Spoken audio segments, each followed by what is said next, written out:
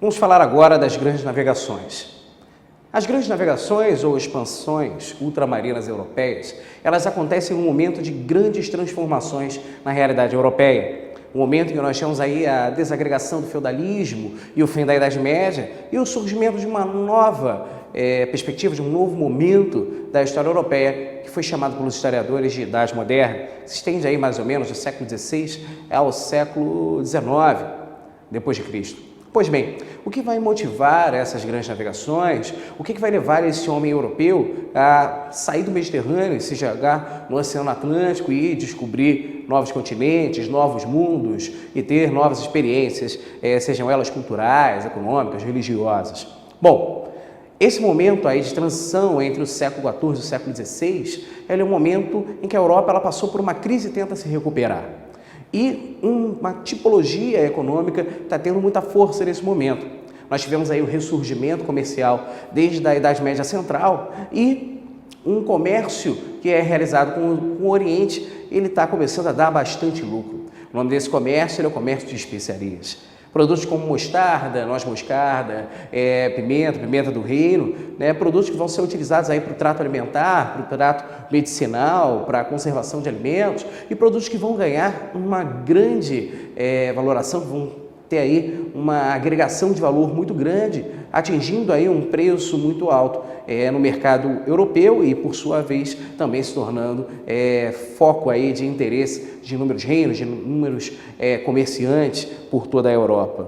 E aí começam a surgir os entraves políticos e os entraves econômicos. Isso por quê? O comércio de especiarias na Europa, ele era basicamente fruto de um monopólio italiano. Cidades como Gênova, cidades como Veneza, eram espaços em que você tinha a dominação aí do comércio de especiarias graças a uma boa relação que eles mantiveram com comerciantes árabes, principalmente os turcos.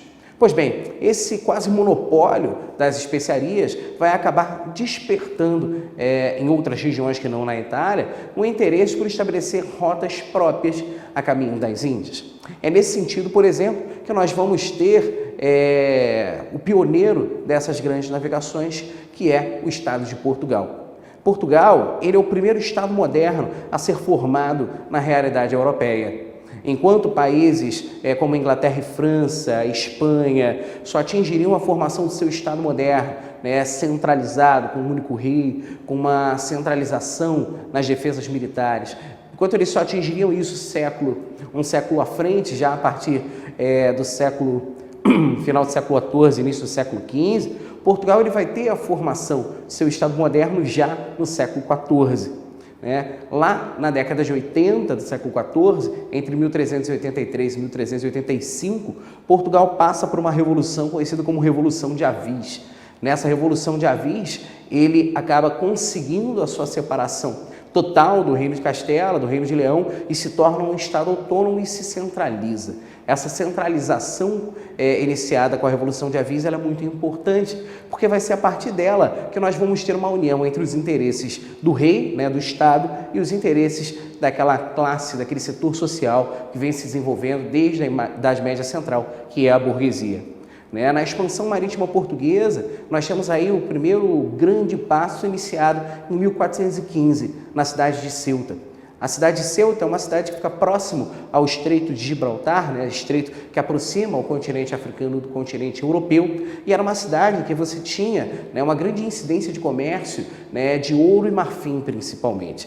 Era uma cidade dominada pela mão árabe e Portugal vai dominar Ceuta com o desejo tanto de ter acesso ao comércio de ouro marfim que ali existia, mas também por um desejo de expulsar os árabes, a famosa luta pela Reconquista. Reconquista é o nome que se dá à cruzada interna dentro da Península Ibérica.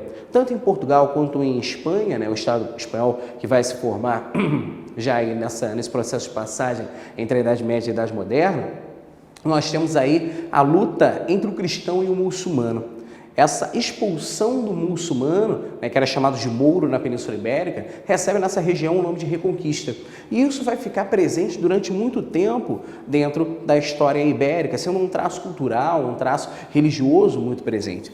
E é justamente nesse sentido que Portugal se lança aos mares, ao Oceano Atlântico e conquista a cidade de Ceuta já em 1415.